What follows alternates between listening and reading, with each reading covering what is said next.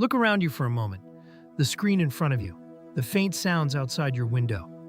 Chances are, at some point in the last week, you felt it. That quiet, familiar shame. You check your bank account and the number is lower than you expected. You tell yourself you should be saving more, earning more, investing more. Someone you know, maybe a friend, maybe a stranger on Instagram, just bought a house, or started a business, or retired at 35. And somewhere in the back of your mind, a voice whispers, "What's wrong with me? Why can't I figure this out?" Here's what nobody tells you. That voice isn't telling you the truth.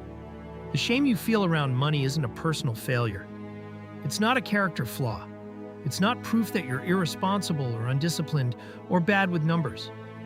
It's something much stranger and much more interesting. Your brain was not designed for this world.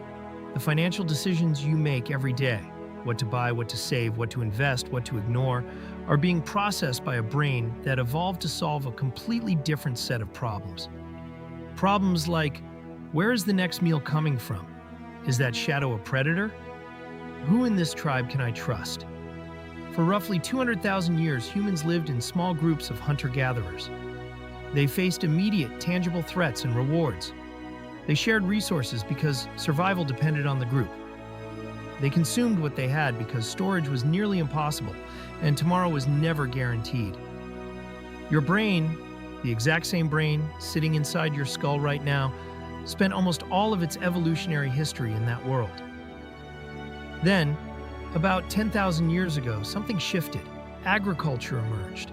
Settlements grew into cities. Currency replaced barter. Banks, credit cards, stock markets, mortgages, cryptocurrency, algorithmic trading, buy now, pay later. All of it arrived in the blink of an evolutionary eye. Your brain?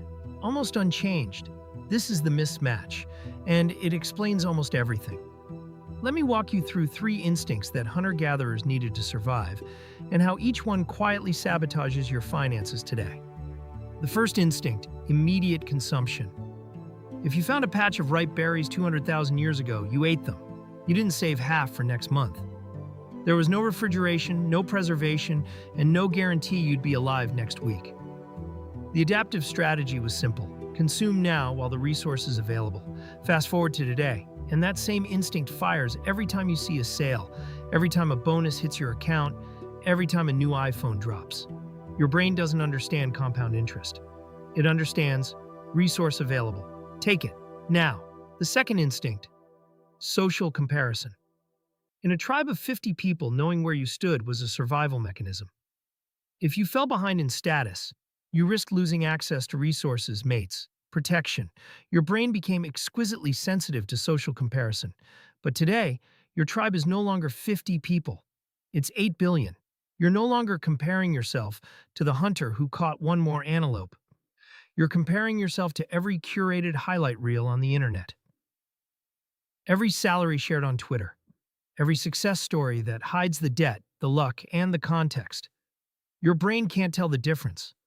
The same anxiety spike that once kept you alive now keeps you up at night scrolling through someone else's vacation photos. The third instinct, loss sensitivity. Losing something hurts roughly twice as much as gaining something feels good. This is called loss aversion, and in the ancestral environment, it made perfect sense. Losing your only spear, or your stored food, meant death. Avoiding loss was a higher priority than pursuing gain.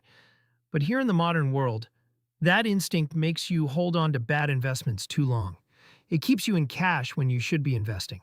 It convinces you that a market dip is a catastrophe, even though every historical dip has been temporary. Think about what this means. You're not bad with money. You're a human being trying to navigate a financial system that's a few decades old using neural hardware that's 200,000 years old. The shame you feel isn't evidence of failure. It's evidence of the mismatch. So what do you do about it?